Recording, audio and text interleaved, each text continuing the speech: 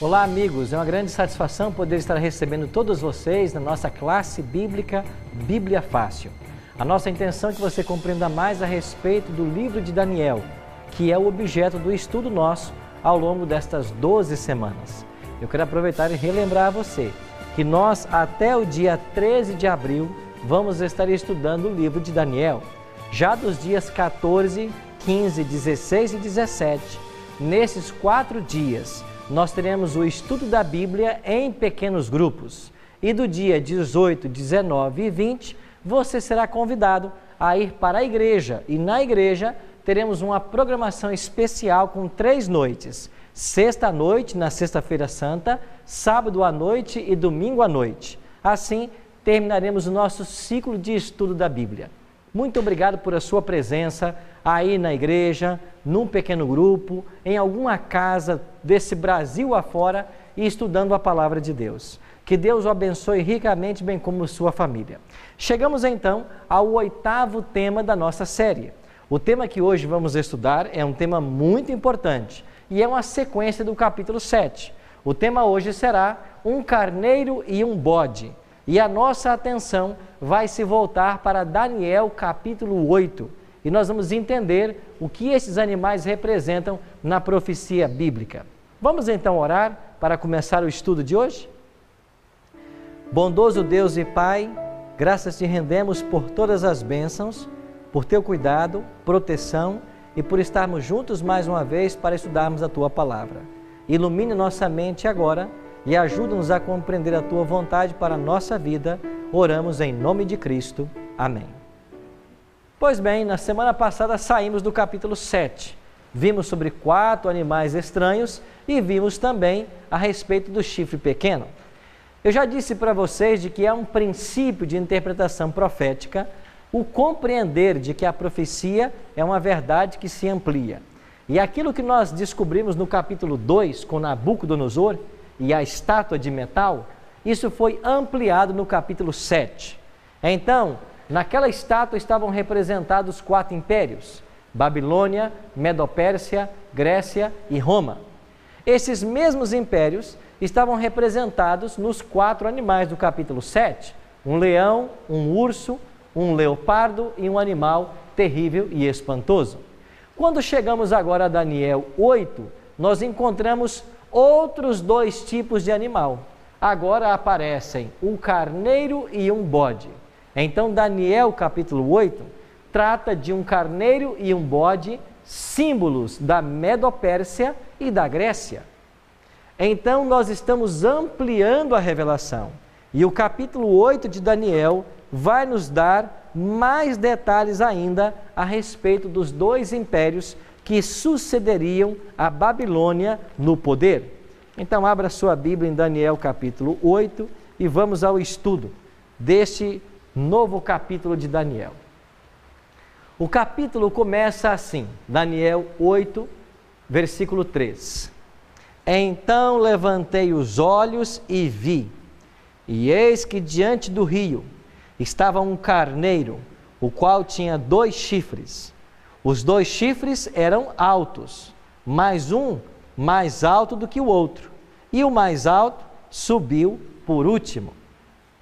Você se lembra de algum animal que nós já estudamos em Daniel, que ele se levantou de um dos seus lados? Estão lembrados? O urso. Estão lembrados do urso no capítulo 7? Ele trazia 3 costelas na boca e ele levantou-se de um lado. E o urso na profecia representa a Medo-Pérsia. Então, este carneiro aqui também representa a Medo-Pérsia. E o fato de o chifre mais alto subir por último é uma referência aos medos e os persas. Uma vez que quando o império conquista Babilônia, quem se senta no trono é Dario, o Medo. Mas depois quem finalmente vai reinar e autorizar o povo de Deus a sair de Babilônia e a voltar para Jerusalém é Ciro, o persa. Então, o fato do Império Persa ser mais forte do que os medos significa então que este chifre maior sobe por último. Então você já vê aqui um paralelismo com o urso do capítulo 7 e com os peitos e braços de prata do capítulo 2 da estátua de Nabucodonosor. Pois bem, esse carneiro representa então a Medopérsia. Daniel continua agora no versículo 5.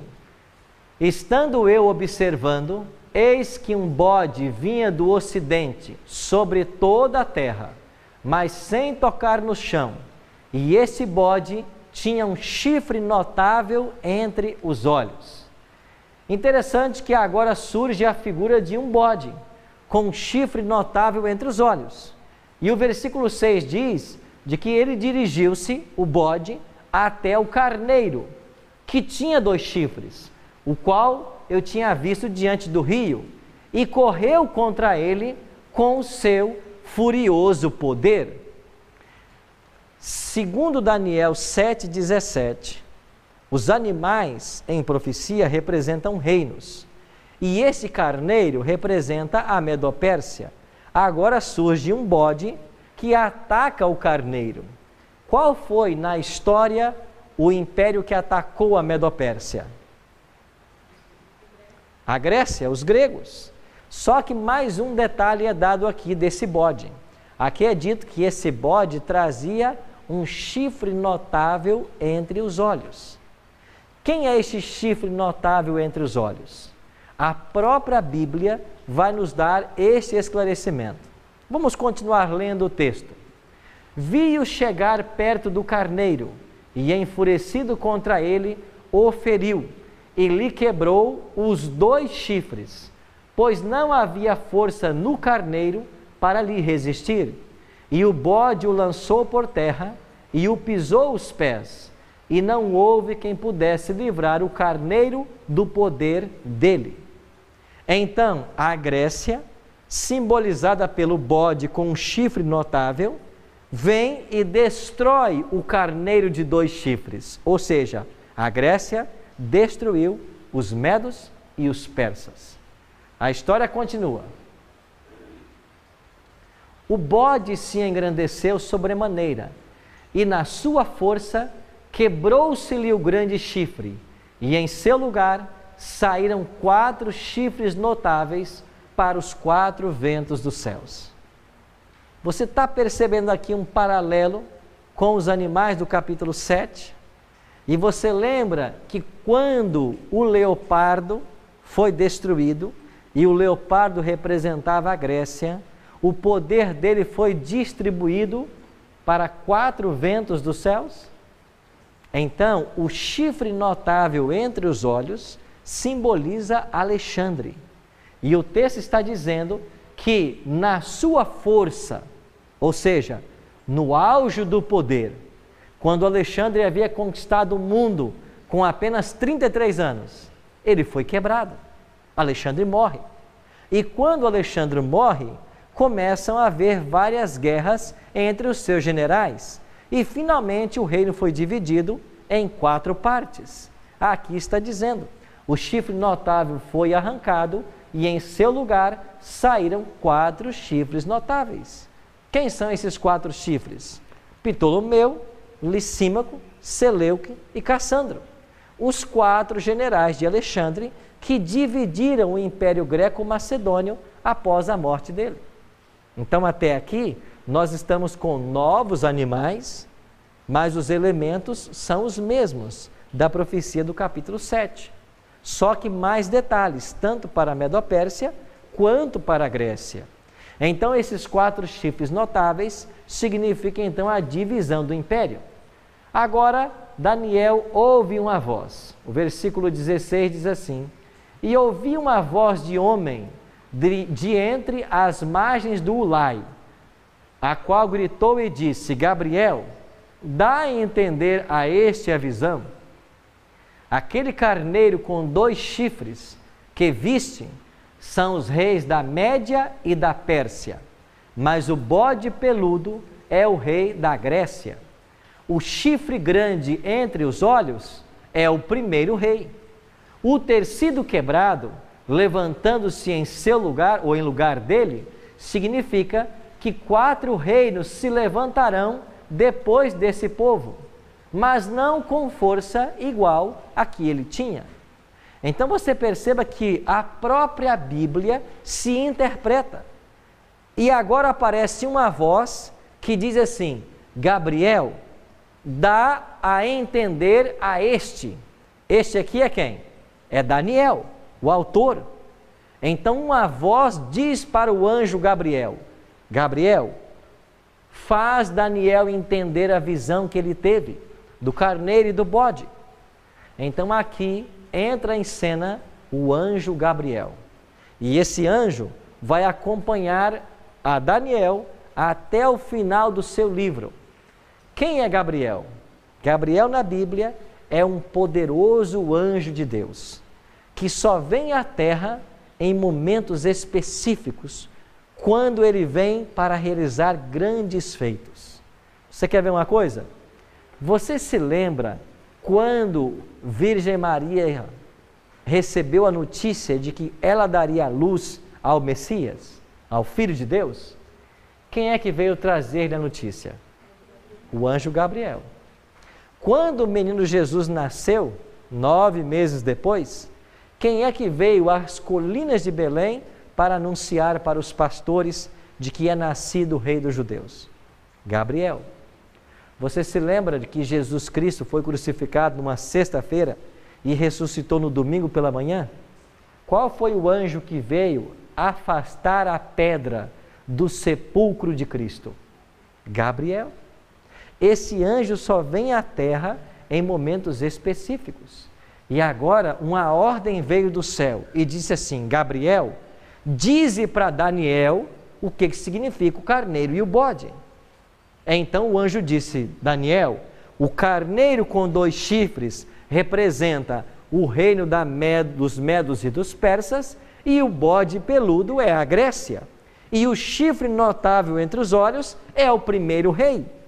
E ele não disse aqui o nome de Alexandre, mas o primeiro rei do Império Greco-Macedônio foi Alexandre. E o quebrar o chifre notável e dividi-lo em 4, serão 4 reinos que sairão deste reino, ou seja, os 4 generais de Alexandre. E aí uma informação é dada: só que esses 4 reinos não terão a força que tinha o primeiro rei, Alexandre. Ou seja, o reino, ao ser dividido, ele foi enfraquecido. Certo? Vamos adiante no estudo.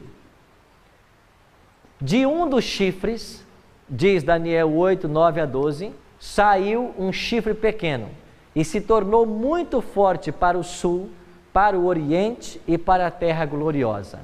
Cresceu até atingir o exército dos céus, e alguns dos exércitos das estrelas lançou por terra e os pisou. Sim, engrandeceu-se até o príncipe do exército, e dele tirou o sacrifício diário, e o lugar do seu santuário foi deitado abaixo. O exército lhe foi entregue com o sacrifício diário por causa das transgressões, e deitou a verdade, e o que deitou por terra a verdade, e o que fez prosperou. Interessante, eu quero chamar a sua atenção aqui para 2 coisas. Primeiro, volta a aparecer no capítulo 8 o chifre pequeno do capítulo 7. Olha o que diz o texto: de um dos chifres saiu o quê? Um chifre pequeno. Lembra do chifre pequeno do capítulo 7? Ele volta a aparecer aqui no capítulo 8. Só que aqui há uma correção que eu preciso explicar para vocês. O texto em português diz assim: de um dos chifres. Só que os chifres que nós estamos analisando até aqui são 4. Ptolomeu, Licímaco, Seleuco e Cassandro. Então a ideia que dá é que o chifre pequeno teria saído de um desses 4 generais. Só que o livro de Daniel, no original, não aparece a expressão aqui, chifres. No original está assim: de um deles. De um deles. Mas esse deles é uma referência a quê? Respeitando a língua original, nós temos que buscar o nominativo mais próximo. E o mais próximo que nós encontramos não são os 4 chifres, mas os 4 ventos. Então, o português, para ser fiel à língua bíblica, deveria estar assim: de um dos ventos, e não de um dos chifres. Os ventos aqui, que são 4, simbolizam os 4 pontos cardeais: norte, sul, leste e oeste. Então o texto deveria estar assim: de um dos 4 pontos cardeais, ou do norte, ou do sul, ou do leste, ou do oeste, de um deles surgiu um chifre pequeno. E esse mesmo chifre pequeno começa a fazer agora um monte de coisas. O que é que esse chifre pequeno passa a fazer segundo Daniel 8? Eu quero destacar aqui 3 coisas. Ele engrandeceu-se até ao príncipe do exército. Quem é o príncipe do exército em Daniel? O príncipe do exército é um título usado por Cristo em Daniel. Então, o chifre pequeno, que é Roma papal, ela cresceu até atingir o príncipe do exército. Ou seja, ela pretendeu ser igual ao príncipe do exército. E nós já vimos um pouco disso semana passada, na pretensão papal em perdoar pecados, em ser infalível, e em outras coisas mais. Uma segunda coisa que o chifre pequeno faz: dele tirou o sacrifício diário. Sacrifício diário é uma expressão usada para o santuário terrestre. Lá no santuário é que todos os dias haviam sacrifícios. Então o chifre pequeno atacaria o santuário. Terceiro, e deitou por terra a verdade. Daniel 8,12 diz que a verdade foi deitada por terra. Nós já vimos na semana passada de que este poder do chifre pequeno, ele mudaria os tempos e a lei. E nós estudamos aqui 3 mudanças feitas na lei de Deus. Isso significa deitar a verdade por terra. Já que nós discutimos um pouquinho sobre o ponto 1, que foi tentar substituir a Cristo, e o ponto 3, que é deitar a verdade por terra, mudando a lei de Deus, hoje nós vamos nos ater ao ataque do chifre pequeno ao santuário, quando ele tira o sistema de sacrifícios diário do santuário. Para que nós entendamos o que isso significa na profecia, nós temos que voltar aos dias do Velho Testamento. Então, recapitulando, esses 2 animais falam da Medopérsia e da Grécia.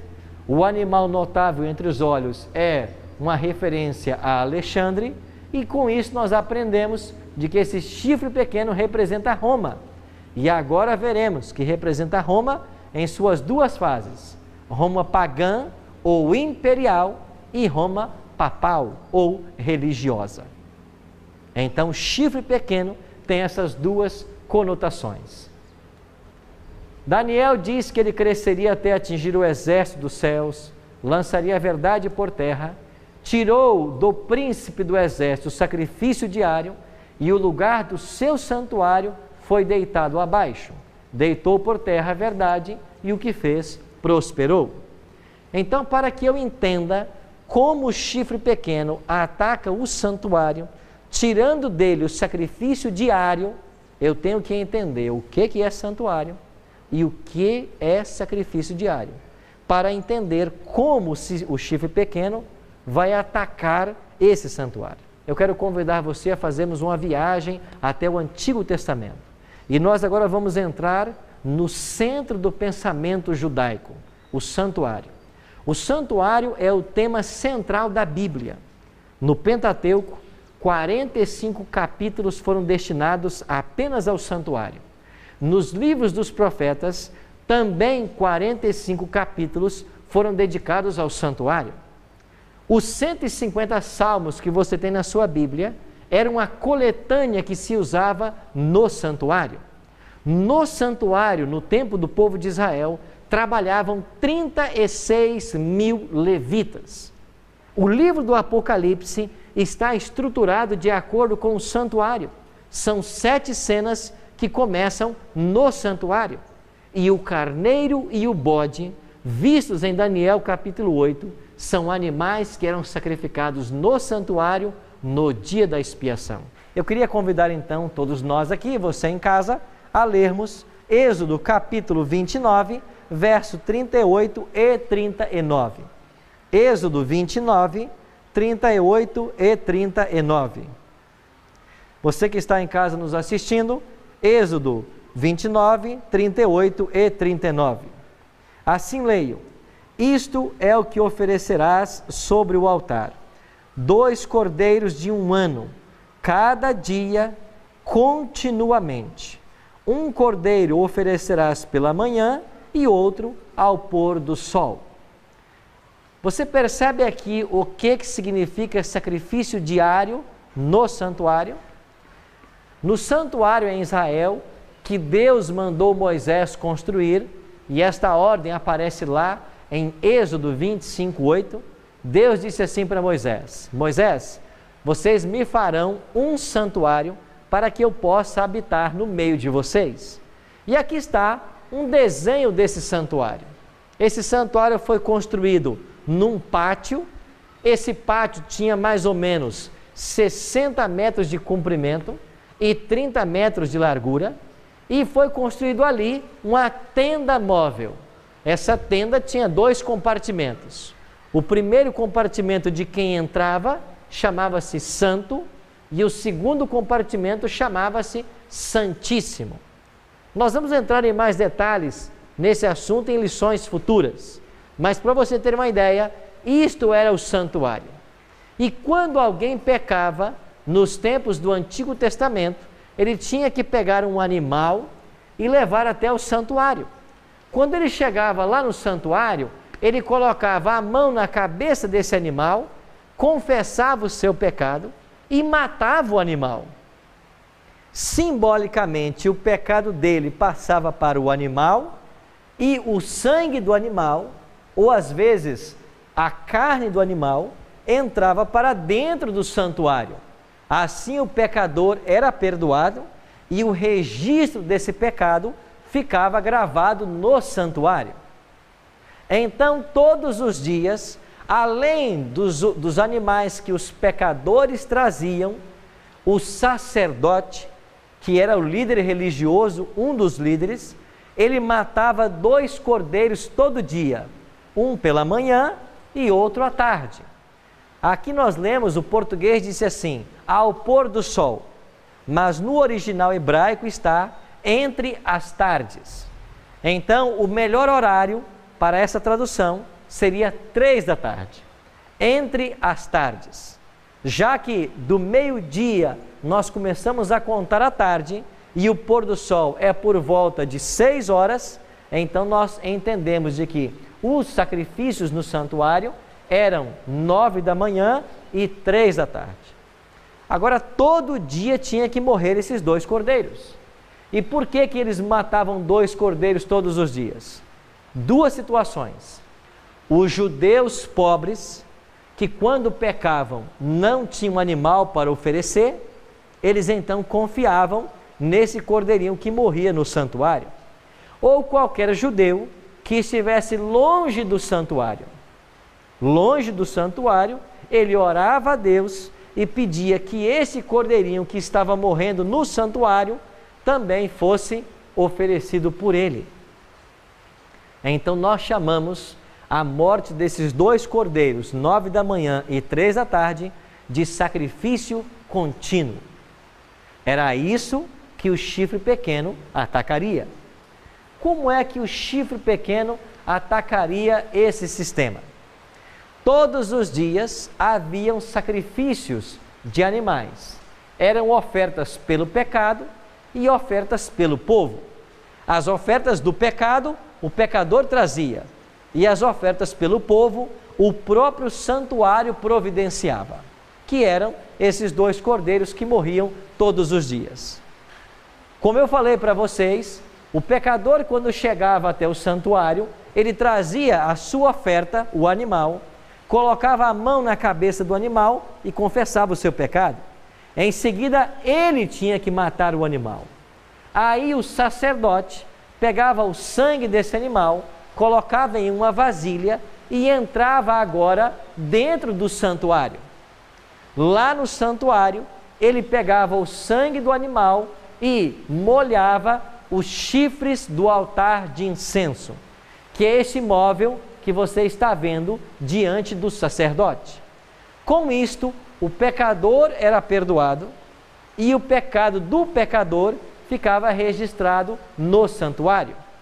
Como o registro desses pecados contaminavam o santuário, uma vez por ano, esse santuário tinha que ser purificado, limpo de todos os pecados. E isso tinha uma data marcada. Acontecia uma vez por ano e era sempre no 10º dia do 7º mês. Então, no 10º dia do 7º mês, no calendário judaico, não no nosso, acontecia o Yom Kippur, o dia da purificação, da expiação. Era quando os pecados que ficaram acumulados no santuário o ano inteiro deveriam ser apagados. Então você tinha 2 sistemas no santuário: sacrifício diário e o sacrifício anual. Era nesse sacrifício anual que entrava em cena o bode e o carneiro, que nós vimos no capítulo 8 de Daniel. Olha o que diz Levítico 16, 8 a 10. Também tomará os 2 bodes e os porá perante o Senhor. Arão lançará sorte sobre os 2 bodes, um pelo Senhor e outro para Azazel. Então apresentará o bode sobre o qual cairá sorte pelo Senhor e o oferecerá como oferta pelo pecado. Mas o bode sobre que cairá sorte para Azazel será posto vivo perante o Senhor e enviá-lo ao deserto para Azazel. Sim, amigo. Quem é Azazel e por que levá-lo ao deserto? Ok, muito bem. Eu vou responder a sua pergunta e leiamos também o versículo 3. Olha Levítico 16, verso 3. Então Arão no santuário, entrará Arão no santuário com isto: um novilho para oferta pelo pecado e mais o quê? Um carneiro para o holocausto. Você viu que no verso 3 falou do carneiro e no verso 8 falou do bode? Então o carneiro e o bode do capítulo 8 de Daniel é uma alusão ao dia da expiação, quando o santuário era purificado. Agora aqui aparecem 2 bodes, um para o Senhor e um para Azazel. Azazel aqui é a expressão original, não foi traduzida do hebraico, Azazel. E esse bode para Azazel é um simbolismo de Satanás.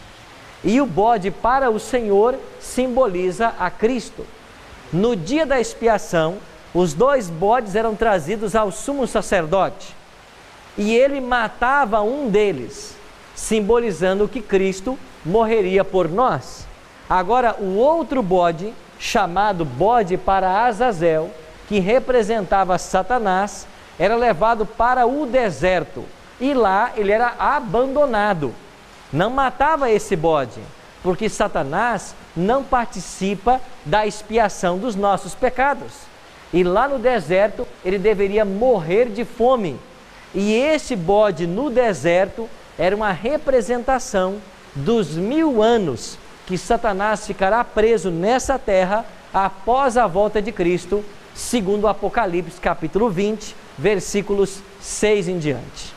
Então, isso é uma referência, no caso, que até hoje os bodes são expiados no candomblé, nos cultos. Me parece que esse tipo de religião toma alguns elementos da Bíblia e atribui novos significados. Eu não sei dizer exatamente o que eles querem com esses sacrifícios. O certo é que esse tipo de ritual, matança de animais, durou até apenas a morte de Cristo. De lá para cá, nós não precisamos mais sacrificar animais. Nós veremos isso com detalhes na próxima semana, quando estudarmos novamente o santuário e a purificação do santuário. Vocês entenderam então o que era o sacrifício contínuo no santuário? Era a matança de animais. Agora, esses animais que morriam no santuário, eles apontavam para quem? Todos os animais que morriam no santuário estavam apontando para o quê? Para o sacrifício de Cristo. Abra sua Bíblia em João, no capítulo 1, e olhe comigo o verso 29. João, capítulo 1, verso 29. Está na página 77 do Novo Testamento. Página 77 do Novo Testamento. Evangelho de João 1, 29. Você que nos acompanha em casa, leia conosco esse texto. João 1, verso 29. Aqueles animais que morriam no santuário, no tempo do Antigo Testamento, eles apontavam para quem? João Batista disse assim: no dia seguinte, viu João a Jesus, que vinha para ele e disse o quê? Que faz o quê? Então, os cordeirinhos que morriam no santuário, eles eram um tipo de quem? Representava a Cristo. Todos os animais que morriam no santuário representavam a Cristo. Agora, como que o chifre pequeno ataca esse sistema? É muito simples. O chifre pequeno criou um falso sistema de adoração, um sistema falso do santuário. E como isso foi criado? Se no Velho Testamento alguém ia até o sacerdote, levava a sua oferta para buscar perdão dos pecados, o chifre pequeno, o sistema papal, faz uma cópia. Hoje você tem que ir até o sacerdote para buscar perdão. Você entende o que é a falsificação do chifre pequeno? Se no Velho Testamento as pessoas iam até o santuário para buscar perdão, as pessoas hoje têm que ir até a igreja. E é dito que a igreja é o santuário de Deus na terra. E até os sacerdotes de hoje usam roupas longas, como usavam os sacerdotes do antigo Israel. Você está entendendo que uma cópia falsa foi feita? Só que esse sistema do santuário, ele perdeu a sua validade. Desde a morte de Cristo, nós não precisamos mais matar animais. Por que não? Porque o verdadeiro Cordeiro de Deus foi imolado. Eu queria ler um último texto com vocês no livro de Hebreus. Vá lá para o finalzinho da Bíblia. Bem no final da Bíblia, Hebreus, página 182. Página 182 e 183. Olha o que o autor de Hebreus vai falar sobre isso. Hebreus 8, verso 1. Olha o que escreveu o autor de Hebreus. Ora, o essencial das coisas que temos dito é que possuímos tal sumo sacerdote, que se assentou à destra do trono da majestade nos céus, como ministro do santuário e do verdadeiro tabernáculo que o Senhor erigiu e não o homem.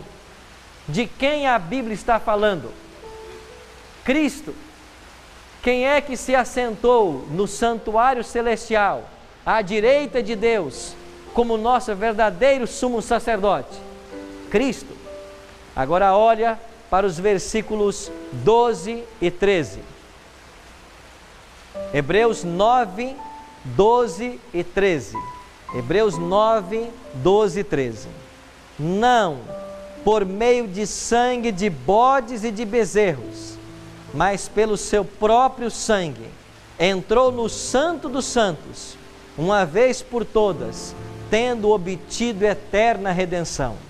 Portanto, se o sangue de bodes e de touros e a cinza de uma novilha, aspergidos sobre os contaminados, os santificam, quanto à purificação da carne, muito mais o sangue de Cristo, que pelo Espírito eterno a si mesmo se ofereceu sem mácula a Deus, purificará nossa consciência de obras mortas para que sirvamos ao Deus vivo. O que a Bíblia está ensinando?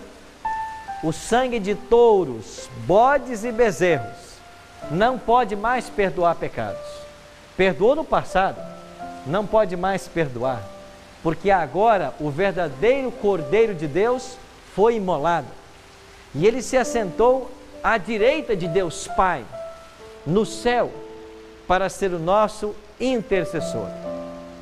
E é por isso que Atos 4, 11 e 12 diz: porque abaixo dos céus não existe outro nome dado entre os homens, pelo qual importa que nós sejamos salvos. Sabe como o chifre pequeno atacou o santuário? O sistema papal tenta substituir a Cristo por um homem. As pessoas que deveriam ser atraídas a Cristo para obter o perdão dos pecados e a vida eterna são levados a adorar um homem, a buscar no sacerdote o seu perdão, a confiar nele para a salvação. Você entende a obra do chifre pequeno? Por isso, meus amigos, nós precisamos agora, pela fé, irmos até o santuário celestial, a presença do nosso Senhor Jesus Cristo, porque só Ele pode perdoar os nossos pecados. E todas as vezes que você confessa o seu pecado e suplica a Cristo que interceda por você, o perdão chegará.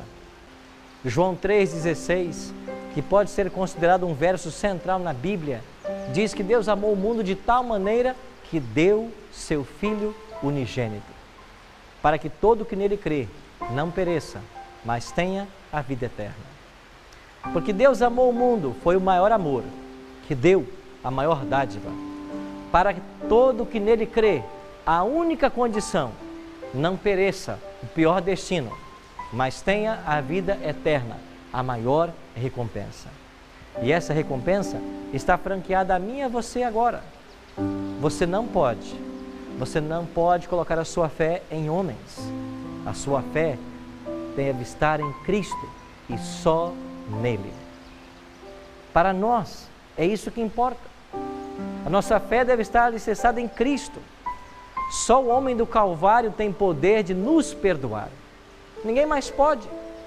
Só Jesus tem poder de nos salvar, de nos pegar como nós estamos, com nossas tendências pecaminosas, com nossos desejos egoístas, com nossa vontade de fazer o mal. Só Cristo, porque Ele é santo, Ele pode arrancar isso do nosso coração e nos fazer semelhantes a Ele. Por isso, Ele nos convida a buscarmos junto ao trono da graça salvação em ocasião oportuna. Jesus está nesse exato momento lá no santuário celestial, ao lado do Pai, e os méritos do seu sangue Ele oferece por mim e por você. Nós só precisamos crer. Ore comigo e faça a sua entrega agora. Pai Santo, obrigado por teu grande amor, por teu grande sacrifício. Aceita a nossa entrega agora e queremos confiar em Ti como o único Deus verdadeiro, como nosso Senhor e Salvador. E confiado no Teu poder e na Tua promessa, queremos estar prontos para a Tua volta. Aceite a nossa entrega, oramos em nome de Cristo. Amém.